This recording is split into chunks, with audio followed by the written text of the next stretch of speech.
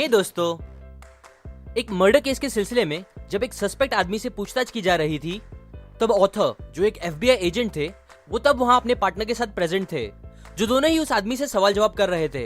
पहले तो दोनों को वो आदमी बेगुनाह लग रहा था, क्योंकि वो बहुत अच्छे से सब क्वेश्चन के आंसर्स दे रहा था। लेकिन जब ऑथर के पार्टनर ने उससे चिल्लाते हुए पूछा कि तुमने विक्टिम को किससे मारा, चाकू से मारा, बैट से मारा, गन से मारा, आइस पिक से मारा, कुल्हाड़ी से मारा, हथौड़े से मारा या किससे, तब ये सवाल पूछने पर ऑथर ने उस आदमी की बॉडी लैंग्वेज पढ़ ली, जिससे उन्हें समझ आने लगा कि शायद वो आदमी ही मर्डरर है। जिसके बाद उन्होंने उस आदमी से स्पेशली और सवाल जवाब किए, इन्वेस्टिगेशन की, जिससे एट द एंड पता चला कि हाँ, उसने ही मर्डर किया था।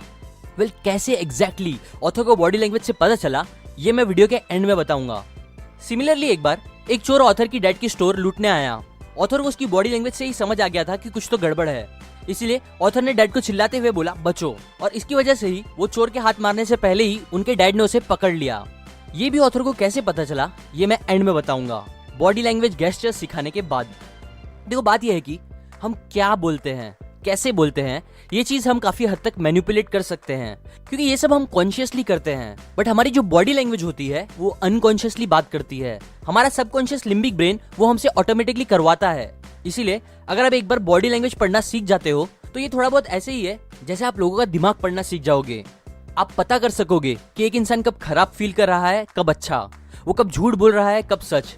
इनफैक्ट बॉडी लैंग्वेज समझने के बाद आप जब लोगों से बात करोगे तो उन्हें ज्यादा अच्छे से समझ पाओगे, उनसे स्ट्रॉन्ग कनेक्शन बना पाओगे, जिससे आपको वो ज्यादा पसंद भी करेंगे, आपकी अट्रैक्टिवनेस बढ़ जाएगी, आप लोगों को ज्यादा इन्फ्लुएंस कर पाओगे, अपनी बातें ज्यादा मनवा सकोगे। और ऐसे ही ऑथर बताते हैं बहुत से फायदे होते हैं बॉडी लैंग्वेज समझने के। इसीलिए ये जरूरी है कि आप लोगों की बॉडी लैंग्वेज को समझो और उसे अपने और सबके फायदे के लिए यूज करो। अभी मैं आपको कई स्पेसिफिक बॉडी गेस्चर्स और उनके मीनिंग बताऊंगा जो आपको बॉडी लैंग्वेज समझने में मदद करेगा। So let's begin. देखो, 4 जगह पे आप फोकस करके किसी की भी बॉडी लैंग्वेज पढ़ सकते हो। पहला फेस, दूसरा हाथ, तीसरा टॉर्सो मतलब धड़, और लास्ट पैर। अच्छा, अभी मैं अगर आपसे पूछूं कि आपको क्या लगता है, आपके हिसाब से एक इंसान की बॉडी का सबसे सच्चा पार्ट कौन सा होता है, तो आप क्या बोलोगे? वेल, ऑथर ने जब ये क्वेश्चन बुक में पूछा था तो मुझे लगा फेस या हैंड होगा आंसर, बट एक्चुअल में आंसर है फीट और लेग्स। इसलिए सबसे पहले हम इनके गेस्चर से ही स्टार्ट करेंगे। देखो, ये बात सच है कि फेस बहुत इंपॉर्टेंट पार्ट होता है बॉडी लैंग्वेज में, बट बचपन से ही हमें सिखाया जाता है कि कैसे हमें दूसरों को देख के मुंह नहीं बनाना चाहिए, खराब लगे फिर भी स्माइल करना चाहिए, एक्सेट्रा एक्सेट्रा। इसीलिए हम अपने फेशियल एक्सप्रेशन को मैनिपुलेट करना सीख जाते हैं बचपन से। बट जो चीज पे हमारा ध्यान नहीं रहता वो होता है हमारा पैर। इसीलिए पैर मैक्सिमम टाइम इंसान के ट्रू इमोशंस दिखा देते हैं। अब चलो देखते हैं पैर के कुछ इंपॉर्टेंट गेस्चर्स को जो आपको पता होने चाहिए। Number 1, happy feet. आपने नोटिस किया होगा, जब आप बहुत खुश रहते हो तो आपकी चाल अलग होती है, और आप सैड रहते हो तो आपकी चाल अलग। एक इंसान जब खुश रहता है तो वो थोड़ा बाउंस होके चलता है, गुनगुनाते हुए या गाना गाते हुए एक्सेट्रा। ये चीज दिखाती है कि वो एक्साइटेड है या सेटिस्फाइड है। अच्छा, अब एक इंपॉर्टेंट बात, कोई भी गेस्चर देखते हुए और कंक्लूजन पे आने से पहले ये जरूरी है कि आप कॉन्टेक्स्ट को भी देखो। एग्जाम्पल, अगर कोई थोड़ा बाउंस होके गुनगुनाते हुए चल रहा है तो आप जान सकते हो कि वो खुश है, और ये बात सही है। बट अगर वो थोड़ा बाउंस होते हुए चल रहा है और इंटरव्यू के लिए जा रहा है गहरी सांस लेते हुए, तो मतलब वो नर्वस है। ऐसे ही हर गेस्चर सिग्नल्स कॉन्टेक्स्ट पे भी डिपेंड होते हैं। Number 2, feet direction. यूजुअली हमें जिस इंसान या चीज में इंटरेस्ट नहीं होता, हमारे फीट उससे अलग डायरेक्शन में होते हैं। ये पॉइंट आपको इस बात को क्लियर करने में हेल्प कर सकता है कि सामने वाला आपसे बात करने में इंटरेस्टेड है कि नहीं। एग्जाम्पल, अगर आप किसी से बात करने जाओ और वो आपसे बात करते टाइम अपने पैर का डायरेक्शन आपकी तरफ नहीं कर रहे और बस मुड़ के बात कर रहे हैं, तो शायद वो उस वक्त आपसे बात करना नहीं चाहते। नंबर 3, नी क्लैप्स। जब एक इंसान अपने दोनों हाथ अपने घुटनों के पास रखता है बैठे हुए और थोड़ा आगे के साइड झुकता है, तो ये सिग्नल इंडिकेट करता है कि वो आदमी उस सिचुएशन से जल्दी ही निकलना चाहता है। Number 4, legs splay. ये एक टेरिटोरियल डिस्प्ले है जहां आप खड़े होते हुए पैर को थोड़ा फैला के रखते हो, सिचुएशन पे अपना कंट्रोल ये चीज दिखाते हुए। लेग स्प्ले कॉन्फिडेंस दिखाने के लिए भी यूज किया जा सकता है। अब आते हैं टॉर्सो गेस्चर्स पे। Number 1, torso shield. बचपन में आपने देखा होगा, जब आप डर जाते हो किसी चीज से तो आप फौरन मॉम के पीछे जाके छुप जाते हो या किसी चीज के पीछे। वेल, बड़े होने के बाद ये चीज करना सही नहीं लगता, इसीलिए अब जब लोग अनकंफर्टेबल सिचुएशन में आते हैं तो अपने टॉर्सो को छुपाते हैं। एग्जाम्पल, हाथ बांध के या बुक बैग रख के एक्सेट्रा। Number 2, fronting. पैर की तरह ही जब हम किसी सिचुएशन, रिलेशनशिप, टॉपिक को पसंद नहीं करते तो हम उससे अपने टॉर्सो का डायरेक्शन चेंज कर देते हैं। सो अगर आप दिखाना चाहते हो कि आप किसी से बात करने में इंटरेस्टेड हो तो उसकी तरफ आप अपना पैर और टॉर्सो का डायरेक्शन करके बात करो। Number 3, embellishments and peering. वैसे तो किसी को भी लुक पे जज करना गलत होता है, बट सच तो ये है कि मैक्सिमम लोग आपको आपके लुक से ही जज करेंगे। सो ध्यान रखो आप क्या और कैसे पहनते हो, क्योंकि आपके कपड़े आपके बिना कुछ बोले कुछ बातें कम्युनिकेट करता है। एग्जाम्पल, अगर आप कपड़े बिना आयरन किए बिना बाल बनाए पहनते हो तो ये लेजीनेस का सिग्नल देती है, या फिर ये बताती है कि शायद आप स्ट्रेस में हो और ये सब चीज पे ध्यान नहीं दे पा रहे हो, जो अगेन नेगेटिव सिग्नल ही देता है लोगों को। Number 4, shoulder shrugs. शोल्डर अचानक ऊपर करके नीचे करना बताता है कि सामने वाला डाउटफुल है कमिटमेंट करने के लिए या कंफ्यूज है। Number 5, weak shoulder. जब कोई इंसान अपने शोल्डर को अपने कान के नजदीक लाने लगता है नेक को छुपाते हुए, मतलब वो अनकंफर्टेबल और नर्वस हो रहा है। और इसके अपोजिट अगर वो शोल्डर नीचे पीछे करके फैला रहा है अचानक, मतलब ये कॉन्फिडेंस की निशानी है। Now hand gestures. Number 1, gravity related movement. जब भी हम बहुत एनर्जेटिक, खुश या एक्साइटेड होते हैं तो हमारे हाथ ऑटोमेटिकली ऊपर की तरफ जाते हैं, विनर्स की तरह ग्रेविटी से लड़ते हुए। Number 2, restriction. देखा गया है कि कई चोर जब चोरी करने जा रहे होते हैं तब वो कम से कम बॉडी मूवमेंट करते हैं, मतलब अपने हाथ को बहुत कम हिलाते हैं और एकदम चुपचाप चलते हैं, और ये सब वो अनकॉन्शियसली करते हैं ताकि कोई उन्हें डिटेक्ट ना करे। सिमिलरली कई लोग जो बहुत अंडर कॉन्फिडेंट होते हैं, जो ज्यादा दिख के नहीं आना चाहते लोगों में, वो भी सुकड़ के अपने हाथ चिपका के बदन से चलते हैं। Number 3, akimbo and हुडिंग।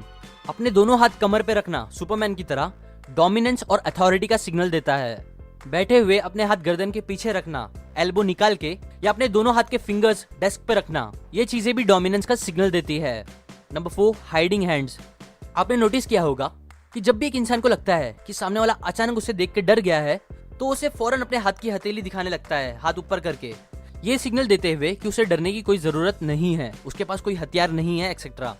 इसीलिए जब भी आप किसी को अपने आप पे भरोसा करवाना चाहते हो तो आप अपने हाथ दिखाते हुए बात करो, टेबल के नीचे छुपा के या अपने हाथ कमर के पीछे या अपने बदन से चिपकाते हुए बात मत करो, बिकॉज ये सामने वाले को थ्रेट और अनट्रस्ट फील करवा सकता है। Number 5, power handshake. जब भी कोई आपसे हाथ मिला रहा है, अगर वो अपने हाथ ऐसा टेढ़ा करके मिलाता है जिससे उसका हाथ थोड़ा ऊपर रहता है, तो ऐसे करके वो डोमिनेंस दिखा रहा होता है सबकॉन्शियसली। मे बी शायद वो अपने आप को आपसे स्ट्रॉन्ग या बेटर समझता है। और दूसरी तरफ जब भी कोई हाथ ऐसा मिलाता है कि उसका हाथ नीचे के साइड टेढ़ा होता है, मतलब कुछ मांगने टाइप, तो ऐसा करने से वो सबकॉन्शियसली दिखा रहा होता है कि शायद वो सबमिसिव है और अपने आप को वीकर फील कर रहा है सामने वाले से। इसलिए बेटर है कि आप ऐसे हाथ मिलाओ कि दोनों के हाथ एकदम स्ट्रेट हो, जो इक्वालिटी और रिस्पेक्ट शो करे, और प्लस हाथ मिलाते टाइम दोनों का प्रेशर भी सेम लेवल का हो तो बेस्ट है। Non verbal of face. Number 1, pupillary constriction and squinting. जब हम सरप्राइज होते हैं या किसी से अचानक मिलते हैं तो हमारी आंखें बड़ी हो जाती है और हम स्माइल करते हैं, अगर वो इंसान हमें पसंद है तो, या फिर अगर हम उस इंसान या सिचुएशन को पसंद नहीं करते तो हम अपनी आंखें बड़ी करने के बाद छोटी कर लेते हैं और ऐसे टाइप की आंख बना देते हैं।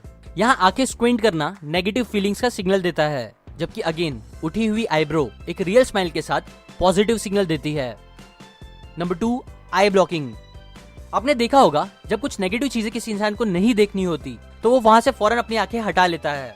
सिमिलरली हमें जब कोई सिचुएशन या कोई इंसान को अवॉइड करना होता है तो हम अपनी आंखों को ब्लॉक करने लगते हैं, उसे हटा के, हाथ अपने माथे पे रखकर, नीचे देख के या आंखें बंद करके एक्सेट्रा। सो नेक्स्ट टाइम अगर आपको देख के कोई अपना माथा खुजलाने लगता है आंखें ब्लॉक करते हुए, तो समझ जाओ वो आपको देखना नहीं चाहते थे।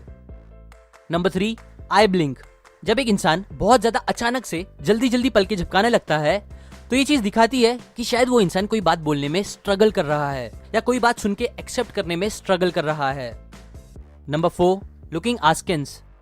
बात करते हुए अचानक अपना सर साइड में झुकाना और साइड में देखना, या फिर अपनी आंखों को ऊपर रोल करना, ये दिखाता है कि आप बिलीव नहीं कर पा रहे हो कोई चीज, या फिर आप ट्रस्ट नहीं कर पा रहे। Number 5, nose flare. नाक का अचानक से थोड़ा फूलना, ये सिग्नल देता है कि सामने वाला आप शायद आर्ग्यू करने वाला है या भागने वाला है या लड़ने वाला है या कुछ वजन उठाने वाला है etcetera. Number 6, fake and real smiles. एक रियल स्माइल में आपका मुंह साइड से ऊपर की तरफ जाता है, जिसे आपकी आंखों के पास झुर्रियां जैसी बन जाती है, जबकि एक फेक स्माइल में ऐसा नहीं होता। अब नोट करने के लिए कुछ इंपॉर्टेंट बातें।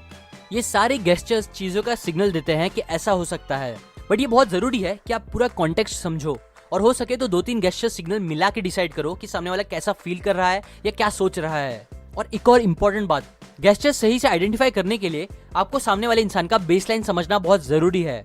एग्जाम्पल, कुछ लोग होते हैं जो नॉर्मली ही बहुत ज्यादा ब्लिंक करते हैं अपनी आंखों को हमेशा, तो इसका मतलब ये नहीं है कि वो हमेशा स्ट्रगल कर रहे हैं बात बोलने में या समझने में। तो इसीलिए गेस्चर्स समझ के डिसाइड करने से पहले आप ये बात भी ध्यान रखो कि सामने वाला नॉर्मली कैसा रहता है मोस्ट ऑफ द टाइम, क्योंकि उसके नॉर्मल से अलग गेस्चर्स ही ज्यादा अच्छे से इंडिकेट कर सकेंगे कि सामने वाला ट्रूली कैसा फील कर रहा है या सोच रहा है। नाउ स्टार्ट में बताई इन्वेस्टिगेशन में ऑथर को मर्डर पे शक हो गया था बिकॉज जब ऑथर के पार्टनर ने उसे पूछा कि क्या तुमने उसे बैट से मारा, चाकू से मारा या किससे मारा, तब उसने कोई रिएक्शन नहीं दिया। बट जब उन्होंने आइस पिक का नाम लिया तो अनकॉन्शियसली उस आदमी की आंखें नीचे हो गई थी आई ब्लॉकिंग गेस्चर का सिग्नल देते हुए, और फिर ऊपर आ गई थी जब उसने दूसरे वेपन्स का नाम सुना। अब क्योंकि मर्डर आइस पिक से ही हुआ था और ये नॉलेज बस पुलिस और मर्डर को होनी चाहिए, इसलिए ऑथर को उस पर काफी शक हो गया था। और सेकंड सीन में ऑथर को रियलाइज हुआ कि आदमी चोरी करने वाला है, क्योंकि वो आदमी बहुत रिस्ट्रिक्शन गेस्चर्स के साथ चल रहा था, हाथ छुपाते हुए, प्लस अटैक करने से पहले उसकी नोज फ्लैर हुई, जिससे ऑथर को समझ आ गया कि वो हमला करने वाला है। अप टू एंड यहाँ मैं बस थोड़े बहुत गेस्चर ही शेयर कर पाया हूँ।